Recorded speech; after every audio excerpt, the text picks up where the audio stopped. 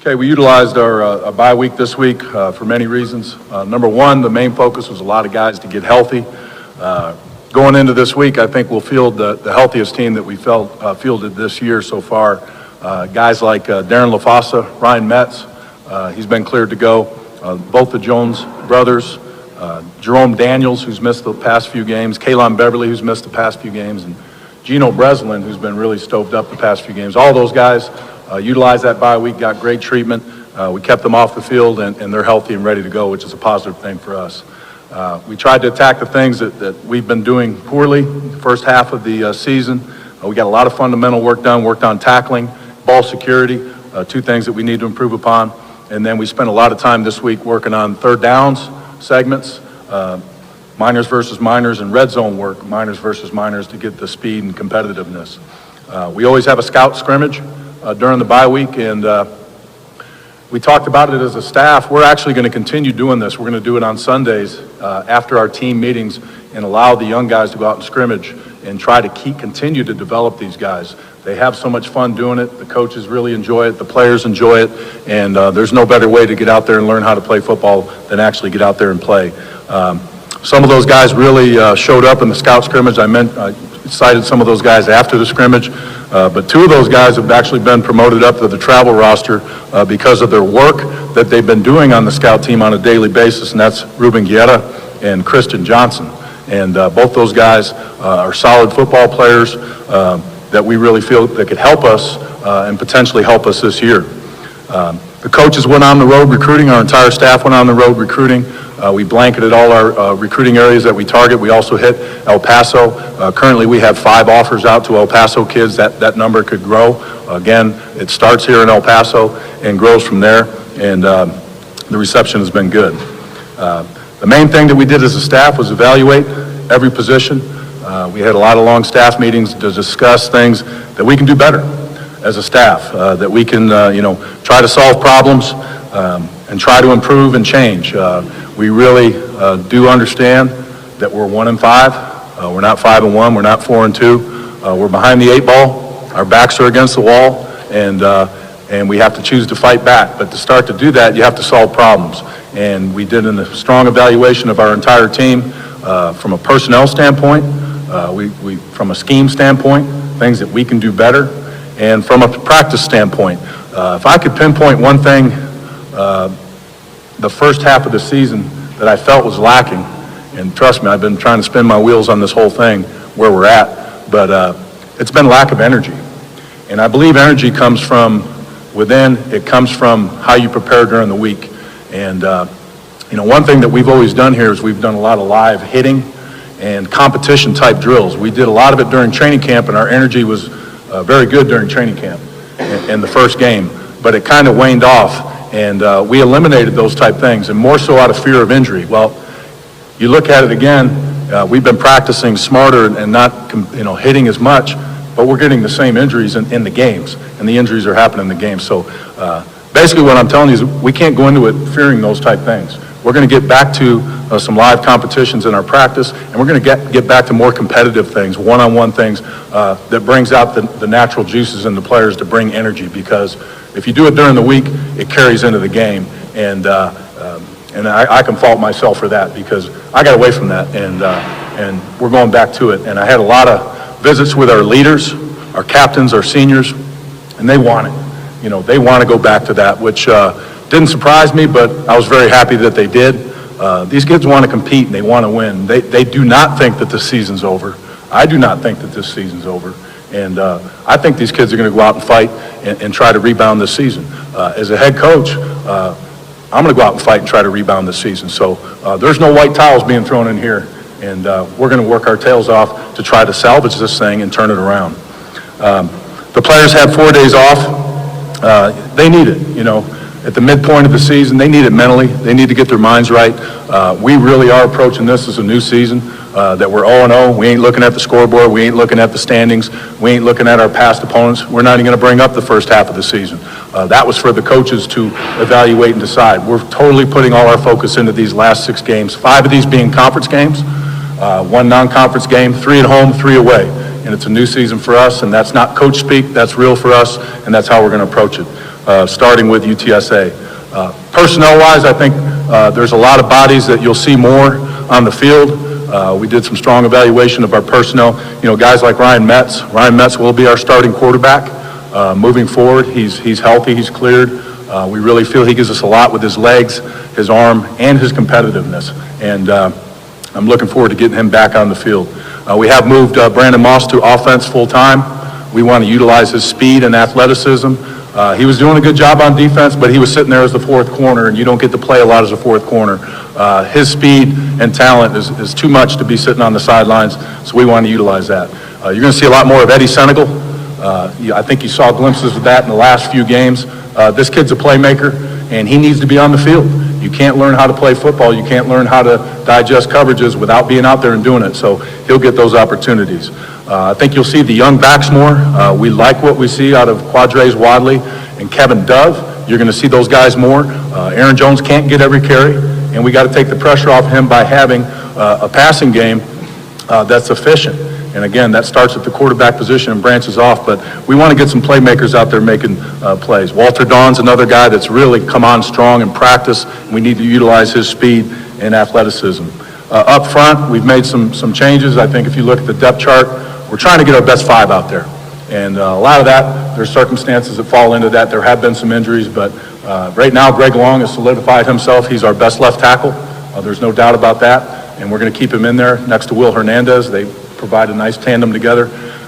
And Darren Gatewood, even though he was hobbled in the last game, brings us stability at the right guard position where we have not had this year. So Tanner Stallings will be our center, very smart, capable center. Gatewood will be the guard, and then Jerome Daniels is going to move from his left position to right. But it's not unforeign to him. He's played it before. He started at right guard. He started at right tackle. He started at left guard and left tackle. He can move around and help this team. And then there'll be roles for guys like John De La Rosa and Gerard Brooks in some of our heavy packages. So those are some things. Offensively, we'll also take a look at Sonny Buckingham, who's a 285-pound tight end that's very athletic, probably a little bit raw, newer to the sport, but he's really come on as of late, and he can give us some on-edge blocking ability, and looking forward to that. And some young guys on defense, in particular trying to generate more pass rush from the defensive line. We're looking at guys like Gene Hopkins, Dixon, and Chris Richardson, athletic guys, young guys that need to be on the field more, and Big Denzel. So you'll see some fresher faces out there. And again, having a healthy team and integrating some of these guys, I think from a personnel standpoint, that's where we're heading. From a scheme standpoint, I understand offensively we have not been efficient, okay? We have been one-dimensional. I think, again, we need to press the envelope as far as vertically passing the ball down the field, a few more run-pass options to take the pressure off of Aaron Jones where they can't stack the box. And I think, again, getting our best five out there in the offensive line will be a big benefit for that if those guys can stay gelling together and continually stay healthy. Looking forward to this week, UT San Antonio. Currently right now they're a 3-3 team. They've played some outstanding teams. They played ASU down to the wire, Arizona State. They played a tough Colorado State team down to the wire. And they lost to Old Dominion in our conference. They beat Southern Miss and beat them handily. They jumped on them fast, and that's kind of been their MO. They've been jumping on teams fast. They're averaging 10 points per first quarter. So they've been jumping on teams, and last week they beat Rice in a very defensive-minded game, a lot of hard hitting, those type things, and Rice missed some extra points and field goals that would have gave them the opportunity to win the game. So their record could have gone either way, but they are where they are right now, 3-3, and we are where we are at 1-5. They've been good in the turnover category. They're even. They've gained 8, lost 8. They're third in Conference USA. And then offensively, as far as points per game, they're middle of the pack, 7th, 26 points per game. A rushing offense, it's come on as of late. I think they got 2 outstanding running backs in Rhodes and Jarvion Williams. Both those guys can go. They're their first and second leading rusher and second and third leading receiver, so they can catch the ball out of the backfield as well. The thing that's really stood out, they've had down the field explosive plays. They have a touchdown of 92, 80, 77, 71, 51, and 51. And they've jumped on teams early with explosive plays. If you watch the Southern Miss game, There was a couple turnovers on the Southern Miss side, and you look up the scoreboard, and the game hadn't even started yet, and it's 21-0. And they couldn't overcome that lead. Passing-wise, I think they made a big improvement. I think Sturm, their quarterback's having an outstanding season, close to 1,200 yards, 10 touchdowns, 3 interceptions, completing the ball at a high percentage, 64%, and they're passing for 227, which puts them 6th in Conference USA with some very good passing teams in our conference. They've given up 22 sacks, probably the one thing that stands out. They've given up close to 3.5 sacks a game. And again, we need to generate sacks. And again, that comes from working on it from a fundamental standpoint, from a personnel standpoint, and dialing up pressures more often. Where they've been very good on both sides of the ball is third downs, okay, and red zone touchdowns. They're 4th in Conference USA in both categories. That's why they're 3-3. That's why they're fielding a very competitive team. They have some graduate transfers. They have a graduate transfer at left tackle from LSU, and they have a graduate transfer safety that looks like a linebacker from LSU as well, and I'm sure that comes from the ties from their head coach coming from LSU. Defensively, they are number 1 in points per game, the number 1 stat that matters. They're number 1 in Conference USA. They're only giving up 24 points a game. They're playing outstanding defense. They're stopping the run. They're 4th in stopping the pass. And then overall, they're 4th in total yards. So number 1 in scoring defense, 4th in total yards. All right, very good defense, very athletic. Their secondary and their linebackers is where they've made their biggest improvement. They have some long, athletic secondary guys. They got 2 or 3 safeties over 220 pounds. I met one of them at the Conference USA Media Days. And I said, man, you're a good-looking outside linebacker. He's like, no, I'm a safety. And he looked close to being a defensive end. That's number 8. Can't pronounce his name, but he's a big cat. They have a freshman linebacker that's close to leading the nation in tackles. He's got 68 tackles, number 55. This guy's a football player. And Tafua, he's got 5.5 tackles for loss, 3 sacks, interceptions, 6 quarterback hits. Now, if you look at their stats as far as sacks on the year, they're 11th in Conference USA in sacks. They haven't generated a lot of sacks, but they have the most quarterback hits in Conference USA. And a lot of times quarterback hits are as important or more important than sacks. They've got 25 on the year. So they've got an outside linebacker, hybrid defensive end, number 93. From a physical standpoint, he looks a lot like Roy Robertson that played for us. He's 6'7", 245, and he can get after the passer. He leads their team in tackles for losses and sacks. Along with 55, they got 42 is an outside linebacker that's 3rd on their team in tackles, making a lot of splash plays. And again, as I mentioned, their safeties. Gaines is 6'2", 200. Number 8 is 6 foot 220. And the LSU transfer is 6'3", 225. And they run a 3-safety scheme. One of those guys floats down as an outside backer. And they're all physical, and they all bring the wood. So again, as I mentioned on offense, they're also very good on third downs on defense, 5th in Conference USA, and they're good in the red zone. So that's a formula for them that's been working. The other thing that stands out, I think they're very solid on special teams. Their punt team, 36.5 net, 7th, but their punt return, okay, is probably the unit that they probably want to improve on the most. They're 12th in Conference USA, but I always feel when you look at a team's toughness, you look at their kickoff coverage unit, and they're 2nd in Conference USA in kickoff coverage. They pin most of their guys inside the 20. They got a good kicker that hangs the ball in the air, and they let their athletes go down and make plays. And then kickoff return, they got an outstanding returner, number 20. They're 3rd in Conference USA. And PAT field goals, they've not missed one, either PAT or field goal, so they're 1st in Conference USA. So outstanding defense, outstanding special teams. They're winning close games. They're jumping on teams fast. What we cannot do is go on the road and get behind the 8 ball early. We need to come out fast as well. And again, that's got to be the focus for us in this game. Any questions? Coach, one thing that was real noticeable when Ryan Metz last played, how much he goes to the tight ends. Is that something specific about him, or is that different schemes when he's in? You know, Ryan really plays well within the scheme. You know, if his read is 1 to 2 to 3 to run, Ryan's going to do exactly what he's coached to do. You know, Ryan has really developed as a quarterback. I've always been his biggest fan when it comes to things like energy and leadership. I don't think you can draw up a better kid. And the team really responds to him. And he's ready. He's at that point in his career. He's ready to take the reins. It's unfortunate for him. He did had that concussion in that game, and he missed a week, but he attacked it. He got treatment. He stayed in the game plan, and he's going to be our quarterback moving forward. But the thing about Ryan that scares opponents, and talking to, Skip Holtz after even that game, if it's not there, he can make plays with his legs and make big plays with his legs, and he's fearless, and sometimes to his disadvantage. But you want that from a quarterback. When your quarterback goes out and gets his helmet knocked off trying to run over somebody on the sidelines, that's what I'm talking about, bringing energy to your team and having your teammates trust you. And that's what he brings to our team. So we need to keep him upright and healthy. He needs to keep himself upright and healthy, and he needs to just be himself. I'm not asking him to do anything other than be Ryan Metz, and I think if he can do that, he'll be just fine. You mentioned Tafai, their middle linebacker, guy that you recruited as a defensive lineman. Yeah.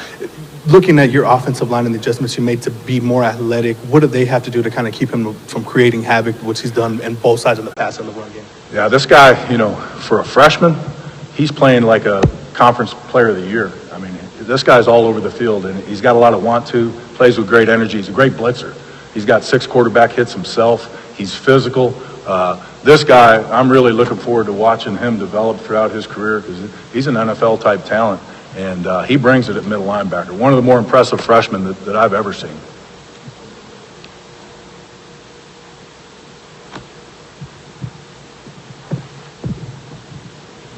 Well, Coach, you talk about trying to get your team and bring up the energy a little bit. Is that the difference you see between this year and last year? What are you seeing? Because it seems like things were going pretty well last year. It's a big drop off. Yeah, what do you see? It's the number one thing that stands out to me. Of course, there's other things, issue-wise that we got to solve, but the number one thing that stands out to me is energy, and again, on the sidelines, energy, after making a big play, those type things. And I think sometimes when you get behind or you're losing a game, your energy can kind of wane. We can't be in that position. And again, I think it starts with practice. And again, in camp, the energy was high, and the physicality was high, and they brought it every day in practice. And as we got away from that, I felt the energy kind of wane. And we need to get back to that. And I think it can be created, but also it comes from within, and energy comes from within. And I think our leaders on our team, the senior leaders, the captains, they need to bring that energy every day in practice for the young guys. You faced a bunch of different offenses trying to prepare all season long. Now you're facing kind of looks like they run like a pro style, but multiple with so many weapons. What's kind of the key to slow them down, or really just to contain them? They have so many guys that can make plays for them. Yeah, number one, you got to stop the run, because the backs are outstanding and they can run the football. That's what they want to do. They want to run the football, and they want to get you kind of load the box and then take shots over your head. And they do have the receivers that are capable of doing that. They've done it already this year. And they run enough RPOs to keep you honest on the quarterback, and he's a guy that can pull it and run it. He did it against us last year, and he's doing it again this year. He's got some outstanding runs on his resume this year. So we need to be balanced. We need to be in our gaps, okay? And we need to play with great fundamentals. And those are the things that we need to attack. I could probably sit here and mention a lot of things, but it comes down to fundamentals. Football comes down to blocking, tackling, catching, throwing, and hanging on to the football.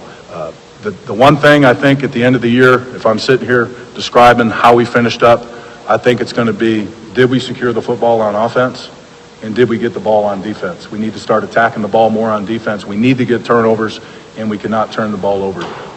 That'll be the one telling stat. The rest, the fundamental things, I know our kids are going to attack. The schematic things, I know the coaches are going to attack.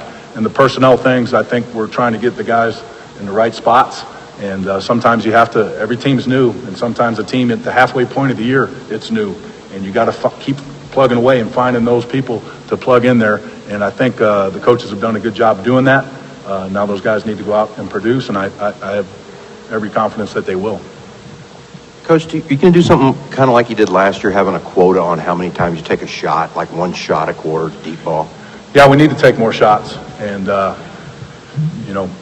I don't know if you can just say, well, it's mandated this, so many times in this quarter, but I will say at the end of the game, yeah, we need to take more shots down the field, and there's a lot that goes in that, protection, running the ball efficiently, and guys separating. And those are all things that we're trying to get more speed on the field. We're trying to be more efficient by getting our best 5 out there on the line and running the ball. I think if we can do that, that allows those things to happen. But you're exactly right. We do need to take more shots, and we recognize that. You talked about your recruiting this week that you did. How many kids are you looking to sign? And are there areas of need that you're really, really hitting on early before your December rush comes? Well, I'll go to your second question first. Probably linebacker. You know, we're switching from a nickel 4-2-5 where we had 2 linebackers, you know, on the field. But now we got 4 linebackers. So creating depth at the linebacker position. Now I feel good about our starting linebacker crew with Van Hook and Dante LaViolette and Alvin Jones and Nick Usher. But Nick graduates this year. We need to create depth behind them. A lot of those guys, you know, are guys that have moved to the position, have never played 3-4 scheme. So that's going to be the number one focus. We may take as many as 3 to 4 linebackers. We'll always take offensive linemen. We're going to hold a couple scholarships for later spring, and maybe some guys pop loose at that time. But right now we're probably looking, you know, again, 15 to 20. And again, how we distribute those as far as gray shirting or those type things, which has been very good for us. You know, we're going to have 6 guys joining us in the spring from a gray shirt standpoint. That'll be determined when we get down there. But linebacker would be the number one focus heading into this year. And we've got some commitments, very solid commitments from linebackers, some D linemen, quarterback, and we'll always take a talented running back in our system. So defensive line, linebacker, probably where we're heading the most. Coach, you talked about Kalon being healthy. Are you leaning towards him or Rogers for Saturday? You know, Justin Rogers has been playing outstanding. In fact, from a playmaking standpoint, he's making more plays than anybody in the secondary. He's forcing fumbles, he's got interceptions, pass breakups, and he's a physical tackler. So you'll probably see both of those guys. And again, when we get in nickel situations, there's going to be 3 corners on the field anyways, whether we bump Needham inside or Kalon inside.